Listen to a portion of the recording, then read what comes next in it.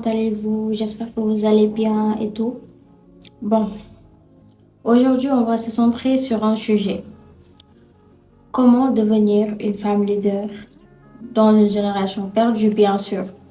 Avant tout, qu'est-ce que c'est qu'être une femme leader? Être une femme leader, c'est d'abord savoir, connaître et analyser qui tu es. Être une femme leader, c'est savoir comment assimiler, dissimuler toutes les situations. Le choix du métier. Être une femme leader, c'est d'abord savoir ce qu'on va devenir plus tard. Déjà, boo bëggee nekk femme leader, dangay am objectif, dangay am ambition, dangay am loo xamante ne vise nga ko pour nekk ko ëllëg. Pas seulement femme au foyer, pas seulement être une mère et pas seulement être une épouse, mais bien plus que ça.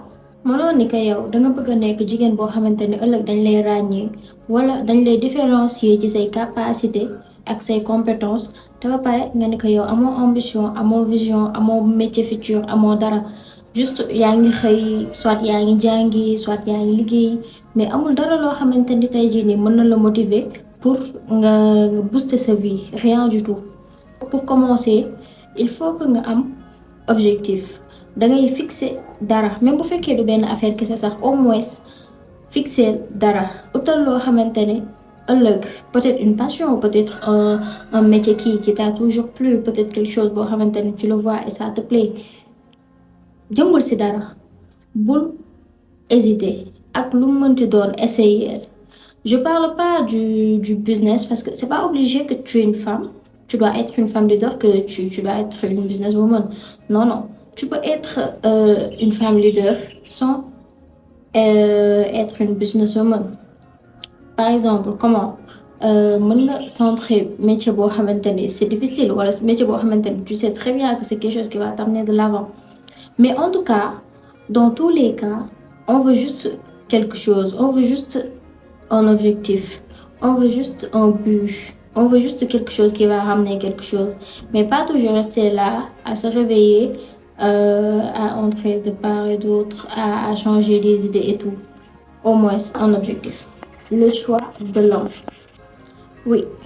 Que am na ñoo xamante ne dinañ ni góor. D'accord, on est d'accord. Mais on est dans une génération boo xamante ne tu peux pas être une fille et ne pas faire ce que les autres filles font. C'est difficile. Je dis pas que ça n'existe pas, mais c'est rare de le voir. Du coup, quand tu vises à être une femme leader, il faut faire un choix sur ce côté-là. Déjà de un, yow bu fekkee da nga bëgg ni que femme leader nga et que da nga bëgg accomplir dans sa vie da ngay éviter ko yi nga xamante ni déjà amuñu xëy ay chômeurs lañ jéemuñu essayé wuñu ils attendent qu'on leur tende la main. Ils attendent quelque chose, ils attendent leurs oncles, ils attendent des gens.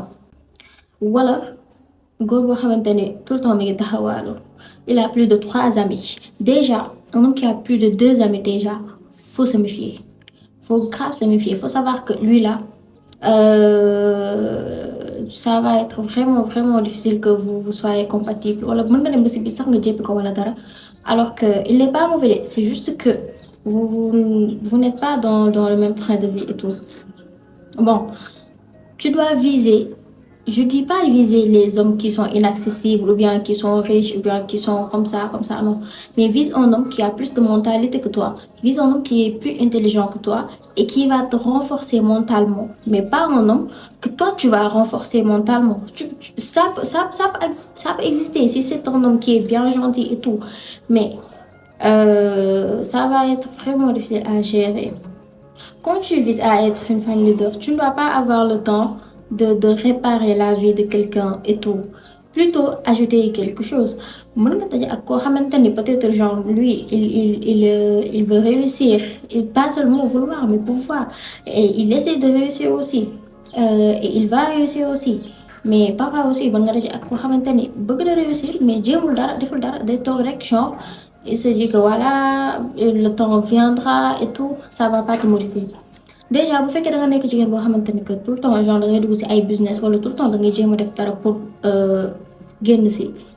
boo nekkee ak koo xamante ne moom jéemul dara wala liggéeyul wala élève genre je dénigre pas les élèves parce que mën nga daje ak élève boo xamante ne il peut te renforcer mentalement mais yow imagine tu rencontres une personne boo xamante ne yokku la dara mentalement yokku la dara financièrement pas te donner de l'argent mais genre il n'était pas avancé financièrement et genre mënul la jox benn xalaat au contraire yow yaa koy jox xalaat mais moom mënul la jox benn xalaat mënul la conseiller ci dara parce que tout ce que tu es dans tout ce que tu es lui il n'est pas dedans il ne sait même pas d'être dedans parce que lui il se dit que voilà ouais je vais pas tenter le diable et tout je vais rester là et tout ça va pas te motiver ça va plutôt te ralentir et donc voilà tu vas rester au même point du coup le choix de l'homme c'est vraiment important et aussi choisir un homme qui sait différencier le bien du mal et les comportements c'est très important mën nga am ko xamante ne il est bien mentalement il peut t'aider mentalement il peut t'aider dans tes projets et tout mais lui il ne sait pas comment te gérer ou bien comment gérer tes émotions ses émotions à lui-même et la relation aussi donc je vous propose choisissez plutôt un homme boo xamante ne il est déjà dans ce train de vie là que tu mènes déjà parce que lu àndul du dem lu àndul coono rek lay indiwaat te mën na indi ay séquelles yu bari donc faut bien veiller sur ça faut bien veiller sur ça mais aussi si tu peux rester seul aussi c'est la meilleure des choses parce que là tu te dis voilà il y a personne qui va m'importuner je ne suis pas là à voir s'il est là ou pas et tout c'est mieux mais bon quand il doit y avoir un choix choisir un homme qui va t'aider mentalement ou bien dans tes projets, mais pas un homme que toi, tu... En fait, le truc est que sortir avec un homme dont tu sais que toi, là, t'es plus intelligente que lui, c'est vraiment pas cool du tout. Tout le temps, tu le trouves bête. Même si tu l'aimes, parfois tu le trouves bête, parfois tu le trouves vraiment énervant et tout. Parfois, on me dit que genre, di sa vie, voilà, mais bon, c'est ta vie, hein, faut être égoïste.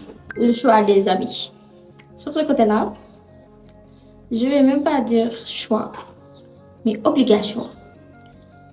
mënoo ne que da nga bëgg a nekk femme battante ba pare di am yenn àndandoo yi wala yenn xarit yi bon àndandoo man je dénigre pas parce que c'est normal parce que tout le temps genre c'est et en plus c'est de l'égoïsme du coup sur ce côté-là ça va mais xarit maanaam yow waroo ànd ak ku toxique tu dois pas avoir d'amis toxiques tu dois pas avoir des amis par intérêt ñoo xamante ni genre ils sont gentils avec toi wala ils sont gentils avec toi seulement quand ils ont besoin de quelque chose wala ñoo xamante ne genre bu dara xewul doo leen dégg et tout ñoo xamante ne boo leen nekkee yow ci sa bopp tu te sens pas à l'aise parce que tu sais très bien que eux là lii moo ñu boole mais à part ça y a rien du tout ce genre de choses là yow ci sa bopp ñoom mën nañ hypocrite ak yow mais yow ne le fais pas montre clairement que voilà c'est là que ça se passe c'est là que ça se termine y a plus rien après ici c'est terminé waroo am xarit boo xamante ne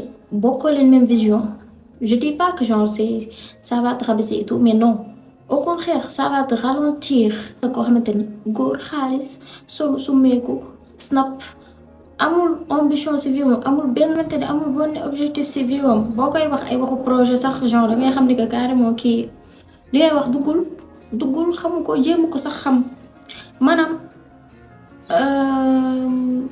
je dis pas que tout le temps foog que ngay ànd ak ñoo xamante ne yaa yenn tolloo mentalité wala yenn tolloo vision mais faut savoir choisir de bons amis comment ñoo xamante ni dañuy julli de un julli bi je vais en venir ñoo xamante ni xam nañ liñ bëgg am nañ ay principes ci seen bopp am nañ lu ñuy jomm am nañ loo xamante ni sañ ñu koo def am nañ loo xamante ni bëgguñu koo def genre mën nga am ay àndandoo yoo xamante ni mooy loolu ñoom c'est seen vie la amul problème mais xarit je parle de xarit je parle pas d'àndandoo là je parle de xarit dëggantaan boo koy tànn dangay xam ne que kii yéen a bokk vision yéen a bokk fi ngeen jëm xam ngeen seeni limite am ngeen ay principe ngeen ànd ngeen dem ngeen def seen vie li ngeen war a def seen vie ça va bien marcher mais yow mënoo ne que da nga bëgg da nga am ay objectif da nga war a def dara ba pare di ànd ñoo xamante ni à chaque fois tu te sens vraiment de trop tu te sens vraiment de trop parce que ñoom seen vie yëpp ça se résume aux hommes au maquillage aux habits, aux réseaux sociaux, ou bien, il y a rien en fait. Faut éviter ça.